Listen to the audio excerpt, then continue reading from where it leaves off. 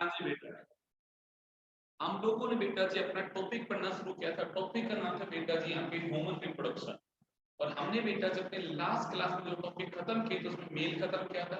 और कल हमने अपने लास्ट क्लास में बेटा जो टॉपिक पढ़ा था यहाँ पे मेंस्ट्रुअल साइकिल। हमने मेंस्ट्रुअल साइकिल में अब कुछ बातें करेंगे जो और कनेक्ट आपके साथ हो जाएंगे यहाँ पे, जैसे हार्मोनल के अलग अलग फंक्शन पढ़ेंगे और हार्मोनल के साथ अब उसे समझेंगे और डेज वाइज कैलकुलेशन करेंगे, कैसे कैसे डेज चलते हैं, कैसे कैसे होते हैं, उनकी कुछ बातें और हम ऐड ऑन करने वाले हैं। तो देखेंगे बेटा आज हम क्या बात करने वाले हैं। सबसे पहले हम जब मेंस्ट्रुअल साइकिल को पढ़ेंगे यहाँ पे वंशिका गुड़िया, तो हम उसे इस तरह से डेज में कन्वर्ट करते हैं कि भाई कितने दिन के साइकिल कैसे कैसे चलते हैं। तो हम ये कहते हैं बेटा यहाँ पे जो भी अंशु बेटा मेंस्ट्रुअल साइकिल होती है वो होती है बेटा 28 से 29 डेज की बेटा। आप ये कहते हैं वो साइकिल होती है 28 से लेकर 29 डेज की साइकिल होती है बायोलॉजिकली। और हम अगर इस साइकिल को डेज की शुरुआत करते हैं तो हमने पहला फेज बोलते हैं बेटा जी, यहाँ पे पहला फेज आया उसका मेंस्ट्रुअल फेज। ठीक बात है बेटा जी। तो मैंने कह दिया ये ए फेज है और इस ए फेज को मैं यहाँ पे क्या कह रहा हूँ बेटा जी, ये है मेंस्ट्रुअल फेज। ये कौन सा फेज है बेटा जी, यहाँ पे मेंस्ट्रुअल फेज है। तो हमने कहा बेटा जी ये पहला फेज।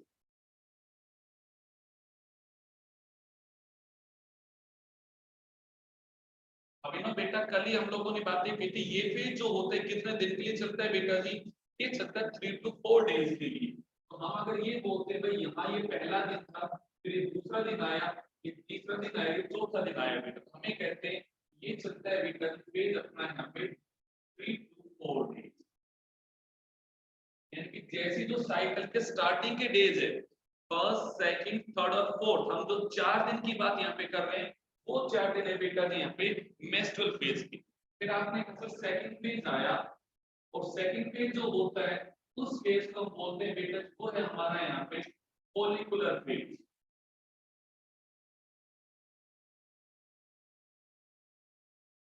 अब आशी गुड़िया समझ के देखते हैं इस फेज को।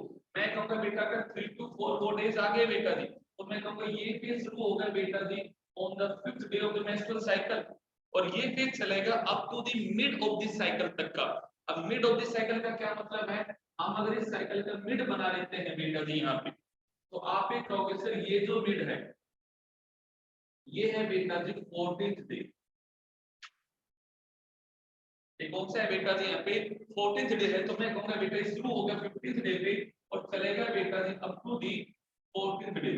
अब आकृति गुड़िया हमें इन दिनों में कंफ्यूज नहीं होना।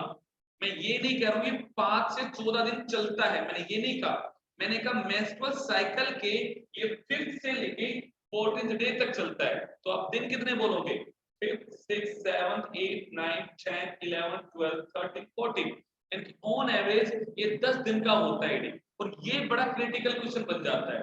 बच्चे क्या करते हैं इस डाटा को दिमाग में सेट कर लेते हैं कि 5 से 14 दिन का है कौन सा यहाँ पे फॉलिकुलर फेज। मैंने ये नहीं कहा कि 5 to 14 डेज का होता है, मैंने क्या कहा मेंस्ट्रुअल साइकिल के 5th से लेके कितना बेटा जी 14th डे तक का चलता है ये। तो आपसे पूछूं how many days follicular phase last, कितने दिनों के लिए वो रहता है, कितने दिनों का होता है फॉलिकुलर फेज, तो क्या बोलोगे अप टू द 10 डेज। कितने दिन का होता है बेटा जी फेज यहाँ पे 10 डेज का फेज होता है। क्या ये वर्ड समझ में आया मैंने क्या बोला बेटा जी, चलता कब से कब है बेटा जी 5th से 14 तक चलता है, बट होता कितने दिन का है बेटा जी 10 दिन का होता है। कितने दिन का यहाँ पे 10 डेज, हमने कहा ना 3 to 4 डेज का है। तो 1 2 3 4 डेज वहां भी है, तो वहां तो 3 से 4 दिन ही हम बोल देते हैं यहाँ पे, बट यहाँ बोलते हैं 5th से कहा बेटा जी 14th डे तक है। एक बात क्या बेटा जी, आपने कहा सर इस 14th डे के ऊपर क्या हो गया, हमने कहा बेटा जी इसके ऊपर हुआ ओव्यूलेशन। अभिनव बेटा इस दिन क्या हो गया यहाँ पे ओवुलेशन हो गया। ओवुलेशन का क्या मतलब है बेटा जी, यहाँ पे हुआ रिलीज ऑफ ओवम और ओवम रिलीज होके कहाँ आ गया बेटा फैलोपियन ट्यूब में आ गया। तो ओवरी के अंदर क्या बचा बेटा जी remainings of the Graafian follicle, और जो remainings of the Graafian follicle है उनमें बेटा जी लुटियल पिगमेंट जमा हो गया। और लुटियल पिगमेंट अगर उनमें जमा हुआ तो वो बॉडी जो बनी उसका नाम था कॉर्पस लुटियम। और आप कहते हो सर वो अब जो फेज होता है उसका नाम क्या होता है यहाँ पे लुटियल फेज, क्योंकि उसमें क्या बनता है कॉर्पस लुटियम। तो मैं कहूंगा बच्चा अब ये जो सी फेज है इस फेज का नाम क्या होता है बच्चा यहाँ पे लुटियल फेज।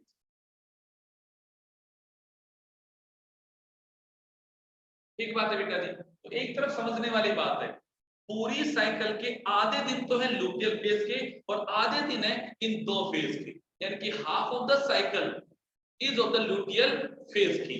अब जरा बात को हम यहाँ पे हार्मोन लेवल के साथ कनेक्ट करते हैं। अगर मैं ऐसा बोलूं कि भाई मेंस्ट्रुअल साइकिल में क्या था हार्मोन का लेवल, तो आप ये कहोगे सर हमें कुछ ऐसा, चलो हम यहाँ से शुरुआत करते हैं फिर हम वहां पे जाएंगे। हम शुरुआत कहां से करते हैं बेटा जी, इस बी वाली बात से। तो मैं इस बी में ऐसा कर सकता हूं हार्मोन के लिए TNH लेवल कैन इंक्रीज। क्या इस बात से एग्री करते हो?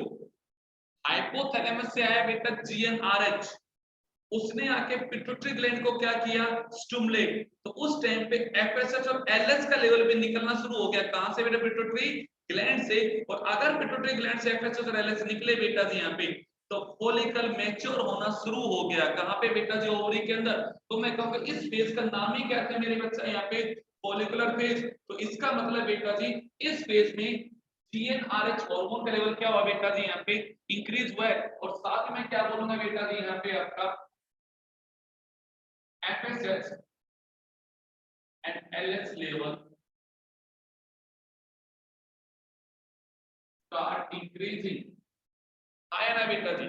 इन दोनों हार्मोन का लेवल भी क्या हो गया बेटा? यहाँ पे इंक्रीज होना शुरू हो गया। ये मैं बात करता हूँ, ये तो हमारा पिट्यूटरी का हार्मोन है बेटा, ठीक है। अब मैं इसमें एक और बात करता हूँ, what about ओवियन hormone?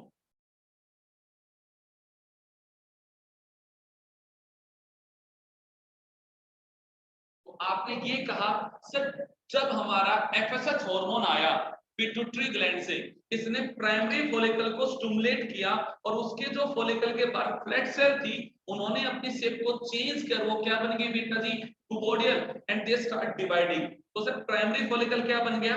Secondary follicle. Secondary follicle की फॉलिकुलर सेल स्टिमुलेटेड हुई, यहाँ पे उन्होंने म्यूकस सीक्रेट किया और बन गई बेटा जी fluid filled cavity, that is antrum. और हमने कहा टर्सरी फॉलिकल में बाहर भी जब देखते हैं तो दो लेयर दिखाई देती है।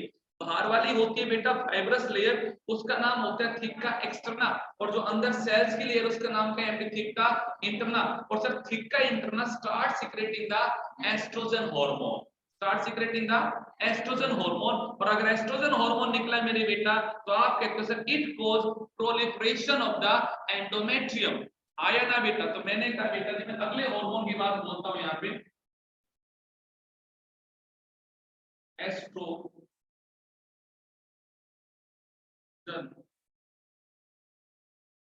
Hormone level starting. ये बात से एग्री करती हूँ सर। हमें यहाँ पे ओवरी के अंदर नजर आ रहा है कि एस्ट्रोजन हार्मोन का लेवल बढ़ गया यहाँ पे। और हम अगर पिट्यूटरी ग्लैंड के हार्मोन की बात करें तो FSH और LH का लेवल बढ़ गया बेटा जी यहाँ पे। और GnRH का लेवल भी यहाँ पे क्या हुआ था? इंक्रीज होता है। उसी की वजह से ये दोनों जनाब यहाँ पे आए थे। क्या ये हार्मोनल चेंज समझ में आया बच्चा? क्या इस हार्मोन लेवल से एग्री करते हो आप लोग कि हाँ सर ऐसा चेंज हुआ? बोलो Yes, भाई sir. Vanshika, Yes, sir. ये चेंज हुआ या नहीं हुआ बेटा? Yes, sir. अब हम अगले वर्ड पे आते हैं। अब इसके इफेक्ट को समझ के देखो। इसके इफेक्ट की जब हमने बात की थी तो हमने क्या कहा था बेटा जी? सर जब एस्ट्रोजन लेवल हार्मोन बढ़ा था, तो अगर आपसे कहा जाए कि what happen in the uterus during the follicular phase, follicular phase में देखो क्वेश्चन कैसे कैसे बनेंगे, आप असाइनमेंट सोल्व करोगे तो आपको क्वेश्चन दे रखे हैं। Write the changes in the ओवेंट uterus in the follicular phase. छोटा सा क्वेश्चन बन गया 2 नंबर का। अब मैंने बताया तो हार्मोन लेवल का चेंज बेटा जी। अब अगर मैं ये कहूं सर इस फेज में व्हाट अबाउट ओवियन इवेंट, ओवियन इवेंट क्या हुए, तो मैं क्या बोलूंगा बेटा जी? ओवियन इवेंट मैंने पहला बोला बेटा जी फॉलिकुलर चेंज। आया ना बेटा जी? भाई शुरुआत में वहां पे प्राइमरी फॉलिकल था, वो फिर बना सेकेंडरी फॉलिकल, फिर बना वो टर्सरी फॉलिकल, फिर वो क्या बना बेटा जी यहाँ पे आपका मैच्योर फॉलिकल बेटा जी। आया ना, तो मैं बोलूंगा follicular change that is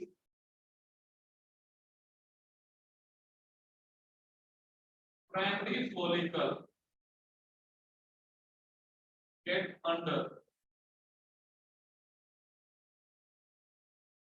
sequential change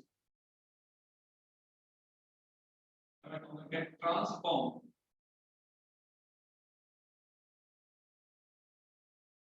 into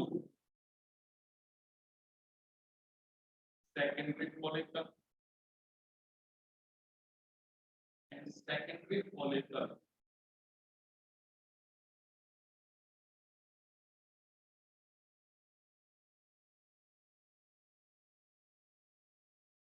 get transformed into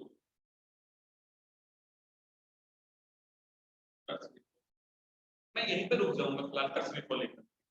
एक बात को याद रखना है, ये हमारा ऑब्जेक्टिव क्वेश्चन बन जाता है बहुत ही अच्छा वाला नीट में कि सर टर्शियरी फॉलिकल तक हमने समझ में आ गई, हम मैच्योर करके फॉलिकल की बात करते हैं, but what about oocyte, what about oocyte, primary oocyte जो बना हुआ है वो सेकेंडरी oocyte कब बनता है?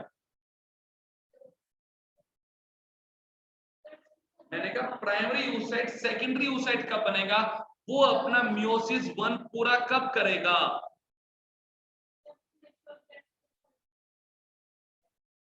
मतलब मैं पूछ रहा हूं जब प्राइमरी से सेकेंडरी बना, सेकेंडरी से टर्शियरी बना, टर्शियरी से मैच्योर बनेगा, किस दौरान आपका प्राइमरी oocyte अपने मियोसिस को पूरा करेगा? फिलहाल ऑनलाइन वाले बच्चे बोलेंगे मुझे एक बार, ऑनलाइन वाले बच्चे बोलो मियोसिस कब होगा फर्स्ट बेटा जी?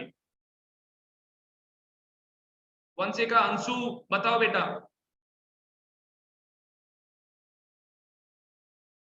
बोलो, आकृति गुड़िया बोलो, शुभम शिवम बोलो बेटा, अभिनव,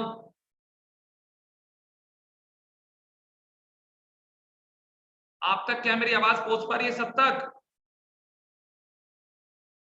यस सर। अरे आवाज पहुंचे जवाब दिया करो यार। हाँ जी आप बताइएगा बेटा। अरे गुड़िया नहीं, हम बात कर रहे हैं यहाँ पे प्राइमरी oocyte बना है प्यूबर्टी में, तो पर सॉरी आपका फीटल एज में। अब प्यूबर्टी में जब साइकिल चलना शुरू हो गया है तो कौन से ट्रांजिशनल चेंज में कौन सा जब ट्रांसफॉर्मेशन होगा जब वो अपना मियोसिस 1 पूरा करेगा? वेरी गुड गुड़िया, till second till tertiary follicle याद रखो, इसलिए सब बातें दोबारा बता रहा हूं क्योंकि ये सब चीजें हमें पूछी जाएंगी एज इट इज पेपर के अंदर बेटा। मेंस्ट्रुअल साइकिल बड़ा ही जबरदस्त टॉपिक है जिससे तरह तरह के क्वेश्चन बनेंगे और वो दिक्कत पैदा करेंगे आपको। तो समझो बेटा मैं क्या समझा रहा हूं आपको यहाँ पे कि भाई हार्मोनल लेवल में चेंज हुआ वो हमें समझ में आ गया। अब यहाँ पे शिवम बेटा बातें हुई हैं, ओवरी के अंदर हमने देखा फॉलिकुलर चेंज हुआ और प्राइमरी फॉलिकल बन गया सेकेंडरी। कैसे बना? जो बाहर फ्लैट सेल थे शिवम बेटा उन्होंने डिवाइड किया, उन्होंने मल्टीलेयर स्ट्रक्चर बना लिया, फिर वहां पे म्यूकस वगैरह सिक्रीट हुआ और टर्शियरी फॉलिकल बना क्योंकि अंदर बेटा जी फ्लूइड फिल्ड कैविटी बन गई। बट अभी तक मियोसिस नहीं हुआ है, अभी तक मियोसिस नहीं हुआ है, दैट्स पॉइंट, बहुत इंपॉर्टेंट पॉइंट है, अभी तक मियोसिस यहाँ पे नहीं हुआ है। अब मैं अगला पॉइंट बोलूंगा बेटा,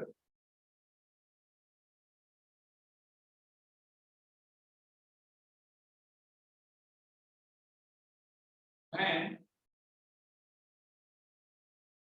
tertiary follicle become mature Graafian follicle, then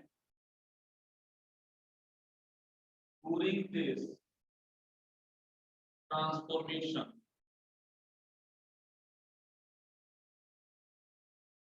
primary oocyte also complete its meiosis first and become secondary oocyte। जब बेटा जी टर्शियरी फॉलिकल क्या बनेगा यहाँ पे मैच्योर ग्राफियन फॉलिकल, उस टाइम पे एक और भी चीज होने वाली है, टर्शियरी फॉलिकल के अंदर बेटा जी प्राइमरी oocyte है पर जब वो मैच्योर बनेगा उस टाइम पे क्या बनेगा बेटा जी यहाँ पे वो आपका सेकेंडरी oocyte बनेगा। ये चीज मैंने कब समझाई आप लोगों को? जब आप लोगों को मैंने ओवरी का डायग्राम बनाया था, तो याद करो मैंने आपसे कहा था टर्सरी फॉलिकल के अंदर प्राइमरी oocyte होता है, और जब टर्सरी फॉलिकल से मैच्योर फॉलिकल बनता है उस टाइम पे मेरे भाई आपका मियोसिस 1 पूरा होता है। तो सेकेंडरी oocyte बनता है during the transformation of A tertiary follicle into the mature follicle. जब एक टर्सरी फॉलिकल मैच्योर में कन्वर्ट होता है उस टाइम पे मेरे बेटा क्या होता है, यहाँ पे आपका मियोसिस 1 पूरा होता है। क्या ये बात समझ में आई आप लोगों के, ऑनलाइन वाले बच्चे? Yes, sir. Yes, sir. ये याद रखना है अभिनव, याद रखना, अंशु याद रखना है, इस ट्रांजिशन के दौरान मियोसिस 1 पूरा होगा और अब मैच्योर फॉलिकल का क्या होने वाला है, oocyte। देखो आपके सामने ओवुलेशन होने वाला है। देखो बेटा जी, आपने कहा सर देखो फॉलिकुलर चेंज हो रहा है, मैच्योर फॉलिकल बन गया, प्राइमरी oocyte भी क्या बन गया, सेकेंडरी oocyte बन गया। अब टाइम आ गया किसका, ओवुलेशन। पक्का? अब मैं एक लाइन लिखने वाला हूं, उस लाइन के साथ बात खत्म हो जाएगी।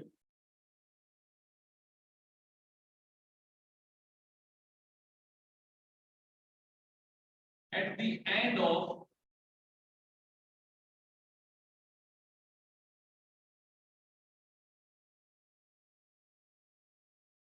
follicular phase,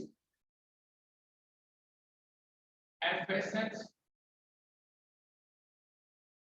and LH attain their peak। उनकी क्या पहुंचती है, पीक अचीव होती है। और याद रखना कल वर्ड समझा चुका हूं, LH सर्च। LH सर्च का होता है during the and of the बेटा जी, यहाँ पे आपका LH सर्च हो गया at the end of the follicular phase, और LH सर्च करवाएगा क्या बेटा जी, यहाँ पे ओवुलेशन। तो मैंने बोला बेटा जी LH surge lead to ovulation. बात सही है? यस, एंड में हम यहाँ बात आ गए एंड के ऊपर बेटा कि 14th डे के ऊपर बॉडी में एलएच सर्च अटेंड हुआ और ओवुलेशन हो गया। जैसे ओवुलेशन हुआ ये खेल खत्म हो गया, फॉलिकुलर फेज खत्म हो गया। तो आपसे पूछा जाए what lead to the end of follicular phase, क्या हुआ कि फॉलिकुलर फेज खत्म हो गया, तो कह देना ovulation lead to the end of the follicular phase. जैसे ही ओवुलेशन हो गया फॉलिकुलर फेज भी एंड हो गया, खत्म हो गया। ये लास्ट इवेंट है जो इस फेज में होने वाला है। हार्दिक बता बात समझ में आई? चलिए मेरे भाई, ये छोटी छोटी बातें आपको लिखना है पेपर में। आज व्हाट टाइप ऑफ चेंजेस ओकर टू द फॉलिकुलर फेज, मैंने वो आपको बताना। ओवरी के फेज भी हो गए, अभी एक फेज बच गया बेटा जी, कौन सा है यहाँ पे sir, what about the uterus event, क्योंकि पेपर में आ जाता है। तो ओवरियन इवेंट पे हार्मोन लेवल चेंज हो गया। अब बातें की बेटा जी मैंने यहाँ पे, what about uterine event. Asif days का क्या मतलब है, यूट्रस में क्या चीज होगा, तो समझो जरा इस फेज के अंदर आपने कहा सर ओवरी में हार्मोन बना एस्ट्रोजन, और अगर एस्ट्रोजन हार्मोन बना है तो इट कॉज प्रोलिफरेशन, मतलब वहां की जो एंडोमेट्रियम टूटी थी उसका डिवीजन शुरू करवाएगा, और वो सेल्स अगर डिवाइड करेंगी तो मल्टी लेयर्ड बनेगी। वो कैसी बनेगी, मल्टी लेयर्ड बनेगी। उसकी थिकनेस क्या होगी वहां पे आपकी, इंक्रीज होगी। तो मैं कहूंगा बेटा it cause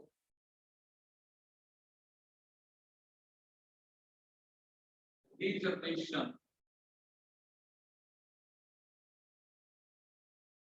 and proliferation in consider economic recovery estrogen cause degeneration and proliferation of endometrium। ये हार्मोन सारा काम, ये बात आपको याद है। इसके साथ ही हमारा अगर पेपर में क्वेश्चन आ जाता है फॉलिकुलर यूट्रिन चेंज बताओ, ऐसे चेंज लिख के बेटा जी खत्म कर दोगे आपने। ये क्वेश्चन देखो 3 नंबर के लायक तैयार हो गए। कैसे, आपसे कहा जाएगा हार्मोनल लेवल, ओवरियन इवेंट और यूट्रस के इवेंट बता दो ड्यूरिंग द फॉलिकुलर फेज। तो आप एक एक नंबर के लिए तीनों बातें लिख दोगे। हार्मोन में ये चेंज हुआ है, ओवरी में ये चेंज हुआ है, यूट्रस में चेंज हुआ है। हमने अलग अलग बातें कर ली बेटा जी। अब हमने कहा सर ये फेज खत्म हो गया, कौन सा फेज आ गया बेटा जी यहाँ पे, लुटियल फेज। अब हमने बोला बेटा कि ये फेज का नाम है यहाँ पे लुटियल।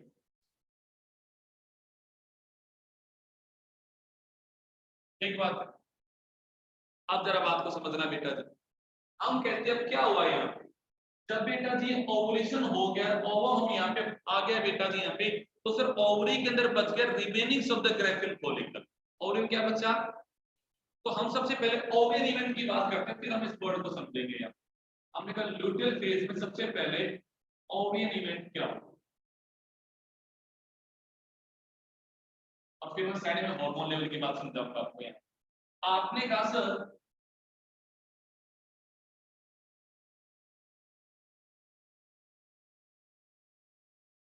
remainings of, मैं ऐसा लिखता हूं, LH hormone caused deposition of luteal pigment in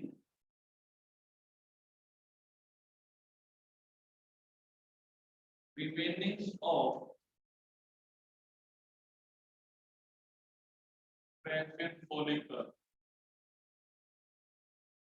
and form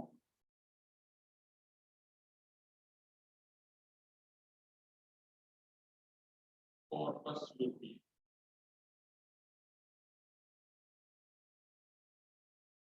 Corpus luteum secrete progesterone and estrogen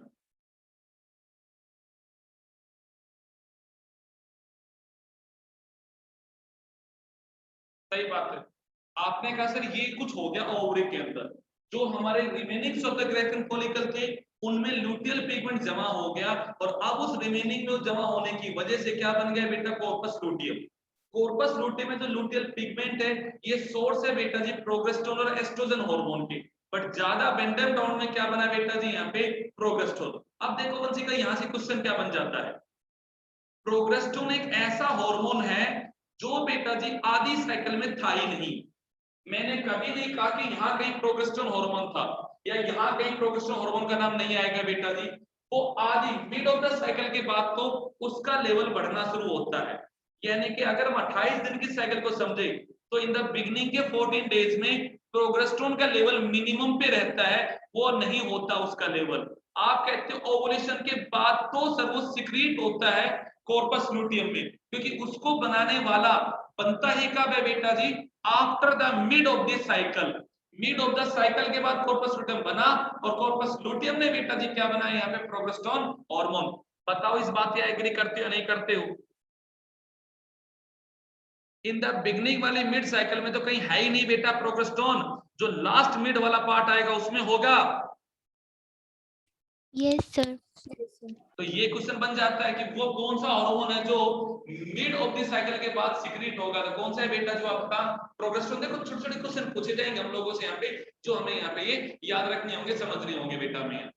अगले पॉइंट पे आगे सर ये सब बात हो गई, अब हार्मोनल चेंज की बात करते हैं बेटा। आपने कहा सर ये सब हो क्यों रहा है, तो हम क्या कहते हैं बेटा जी, प्रोजेस्टेरोन हार्मोन का काम होता है ब्लड सप्लाई को बढ़ा देना बेटा जी एंडोमेट्रियम के पास, और अगर ब्लड सप्लाई बढ़ेगी, एस्ट्रोजन भी है, उसका प्रोलिफरेशन और तेज हो गया यहाँ पे, तो एंडोमेट्रियम क्या होगी बेटा जी, मोटी होती जाएगी। अब एक बात को समझना, एस्ट्रोजन हार्मोन का काम है प्रोलिफरेशन करवाना, डिवीजन करवाना, उसे मोटा करना, बट उसे मेंटेन करने के लिए, उसे जिंदा रहने के लिए न्यूट्रिएंट चाहिए, और ब्लड सप्लाई कौन इंक्रीज करता है बेटा जी, वहां पे आपका प्रोजेस्टेरोन। तो एंडोमेट्रियम की थिकनेस को मेंटेन करने का काम किसका है बेटा जी, यहाँ पे प्रोजेस्टेरोन का है। किसका है, तो हमने बोला यहाँ पे यूट्रिन इवेंट में बेटा,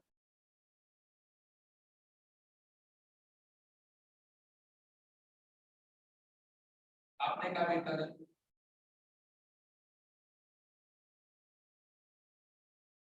एस्ट्रोजन हार्मोन को proliferation of endometrium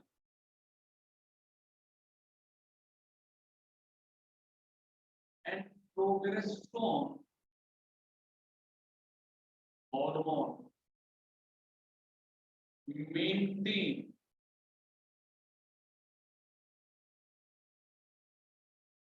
endometrium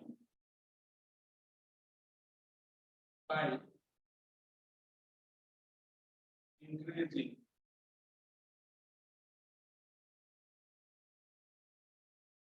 blood supply to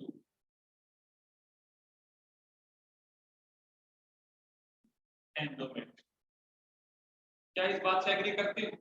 तो आपसे पूछा जाएगा बेटा जी which hormone maintain the endometrium, तो क्या बोलोगे बेटा जी? प्रोजेस्टेरोन मेंटेन करता है। प्रोलिफरेट कौन करवा रहा है बेटा जी? यहाँ पे एस्ट्रोजन। अब आप कहोगे सर ये हो गया, इसका होने का रीजन क्या था? क्योंकि भाई बॉडी तो अपने आप को इस बात के लिए तैयार कर रही है बेटा जी यहाँ पे कि भाई अगर यहाँ पे स्पर्म की एंट्री होती है और फर्टिलाइजेशन होता है तो जायगोट से अगर एम्ब्रियो बनता हो, इम्प्लांट होगा। अब हम डेज की कुछ बात करते हैं बेटा। यहाँ पे सर 14th डे के ऊपर काम सारा हुआ था। करीबन हम ही कहते हैं जब यहाँ पे बात पहुंची है 25th से 27th डे के आसपास, मैं ऐसा बोल देता हूँ यहाँ 15th डे आ गया, 16th आ गया, 17th आ गया, 18th आ गया, 19th आ गया, 20 आ गया, 21, 22, 23, 24, 25 और ये बात पहुंची अप टू दी 25 से किस डेट पे? 26 पे। ये करते करते करते करते प्रोजेस्टेरोन हार्मोन का लेवल तो बहुत ज्यादा इंक्रीज हो जाता है बेटा जी, और ये प्रोजेस्टेरोन हार्मोन बेटा जी अटेंड कर लेता है अपने पीक को। किसको अटेंड करता है? एक हफ्ते भर में आप मान के चलेगा 14 में 7 दिन जोड़ दो 21 दिन हो गए, तो हम ये कहते हैं 22वें 23वें दिन प्रोजेस्टेरोन हार्मोन अपने पीक को क्या कर लेता है? अटेंड कर लेता है। अब अगर सिर्फ हार्मोन की पीक अटेंड होगी तो क्या होगा? अब उस पीक को समझना बेटा है। हम ये कहते हैं बेटा जी जैसे ही प्रोजेस्टेरोन हार्मोन अपने पीक को अटेंड करेगा, the peak level of the progesterone hormone, peak level of progesterone hormone may be